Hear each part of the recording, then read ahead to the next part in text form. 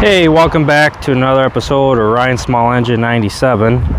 For those who may not know, some of the homeowner models of the John Deere lawn tractors were experiencing problems with their starter solenoids.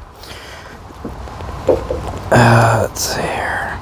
Your spade terminal. See that wiggle play? I ain't supposed to do that. Pull this side off. That's solid. That one wiggles. So the customer symptom was intermittent starting. Sometimes the key would work for starting, other times it wouldn't. The times it wouldn't, he would directly jump the starter solenoid to turn over the motor to do what he needed to do.